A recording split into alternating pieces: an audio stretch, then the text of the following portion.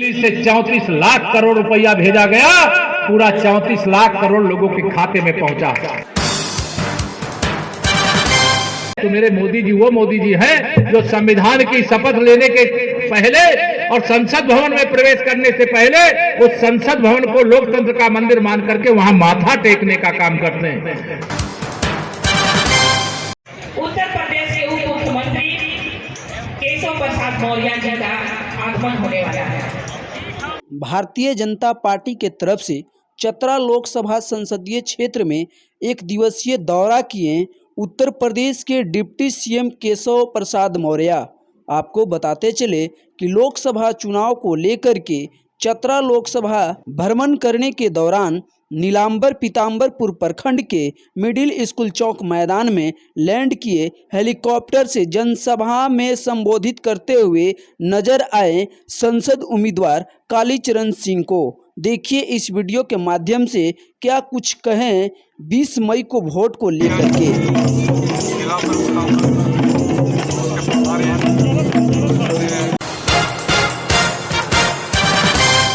धन्यवाद आपको, मैं आपको बधाई देता हूं आदरणीय कालीचरण जी।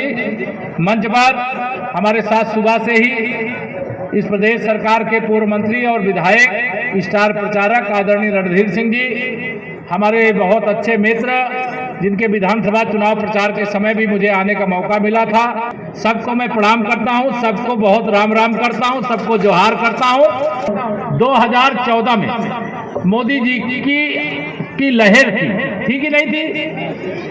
2019 में मोदी जी की आंधी थी, लेकिन 2024 में मोदी जी के नाम का तूफान चल रहा है।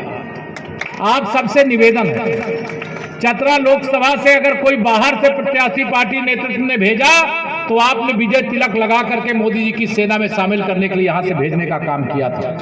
अब तो आपके ही माटी के लाल, आपके ही भाई, आपके बीच में काम करने वाले एक साधारण कार्यकर्ता को पार्टी नेतृत्व ने टिकट दिया है और आपको इनको विजयी बना करके विजय तिलक लगा करके भेजने का काम करना है। आप विश्वास रखना, आप जितना बड़ा तिलक लगा के भेजोगे, अर्थात जितने बड़े अंतर से जिता के भेजोगे, दिल्ली से हो सकता है यहां से सांसद बना के आप भेजो, दिल्ली कुछ और बनाकर आपके पास भेजे। तो सारे विरोधी कांग्रेस सहित ये झारखंड मुक्ति मोर्चा सहित राष्ट्रीय जनता दल सहित सारे विरोधी इंडी गठबंधन के लोग कहते हैं 2024 में नरेंद्र मोदी जी को देश का प्रधानमंत्री नहीं बनने देंगे। बताओ ये सब रोक पाएंगे? माताओं बहनों बताओ, रोक पाएंगे मोदी जी को प्रधानमंत्री बनने से? रोक पाएंगे? अगर जनता मोदी जी के साथ है तो ये भ्रष्टाचार के दलदल में डूबे हुए दलों को तो पाताल में भेजने के लिए जनता तैयार बैठी है। 2024 का चुनाव ऐतिहासिक है, चारों तरफ कमल का फूल खिल रहा है। मैं यूपी से आता हूं, 80 लोकसभा सीटें, हम 80 के 80 लोकसभा सीटें इस बार जीतने जा रहे हैं। 2024 के चुनाव को देश को 100 साल आगे ले जाने वाला चुनाव मानिएगा, गरीब को अमीर बनाने वाला चुनाव मानिएगा, भ्रष्टाचार मुक्त भारत, भ्रष्टाचार मुक्त झारखंड बनाने वाला चुनाव मानिएगा। इस देश के अंदर बहुत गड़बड़ियां हो चुकी हैं। मोदी जी ने कहा है अब कमीशन खोरी और दलाली नहीं चलेगी। बताइए भ्रष्टाचार रुकना चाहिए कि नहीं रुकना चाहिए? दोनों हाथ में बताओ, रुकना चाहिए कि नहीं रुकना चाहिए? तो इसे रोकने के लिए आपको क्या करना है? कुछ नहीं करना है, कमल का बटन दबाना है। इसलिए मैं कहा करता हूं कि आप सब घर घर में खुशहाली पहुंचे, बस इतना फर्ज निभा देना, बाकी सब मोदी कर देंगे। तुम कमल का बटन कमल का बटन दबाइए, खुशहाली लाइए। 2024 का चुनाव इस देश को विकसित भारत बनाने का चुनाव है। जम्मू कश्मीर तो धारा 370 से मुक्त हो गई, लेकिन एक हिस्सा पाकिस्तान के कब्जे में है। उस पाकिस्तान के कब्जे वाले कश्मीर में तिरंगा फहराने का चुनाव है। इस देश में सामान्य नागरिक संहिता लाने का चुनाव है। एक देश में 5 साल में केवल एक साथ लोकसभा और विधानसभा चुनाव कराने का चुनाव है। आप सबको प्रधानमंत्री गरीब कल्याण अन्न योजना का राशन फ्री में मिल रहा है कि नहीं मिल रहा? या आगे 5 साल मिलता रहे? चाहते हो कि नहीं चाहते हो? जो चाहते जरा हाथ ऊपर उठा के बताओ जरा। इसके लिए कमल का बटन दबाना पड़ेगा। मोदी जी ने गारंटी दी है, आगे 5 साल जिस तरह से ये राशन मिल रहा है उसी प्रकार से हम देते रहेंगे। दिल्ली से 34 लाख करोड़ रुपया भेजा गया, पूरा 34 लाख करोड़ लोगों के खाते में पहुंचा। भ्रष्टाचार मुक्त भारत बनाने की इच्छा शक्ति के अनुसार जब कोई काम करता है तो देश कैसे आगे बढ़ता है। ये विरोधी कह रहे हैं कि मोदी जी अगर 400 पार के साथ प्रधानमंत्री बनेंगे तो देश का संविधान खतरे में पड़ जाएगा, लोकतंत्र खतरे में पड़ जाएगा। कहते हैं कि नहीं कहते ऐसा? इनको जवाब मैं देना चाहता हूं, मेरे मोदी वो मोदी हैं जिनके पीछे संसार चलता है। अब तुम ऐसी बातें करते हो जिन्होंने इस देश में आपातकाल लगाया, संविधान की धज्जियां उड़ाने का काम किया।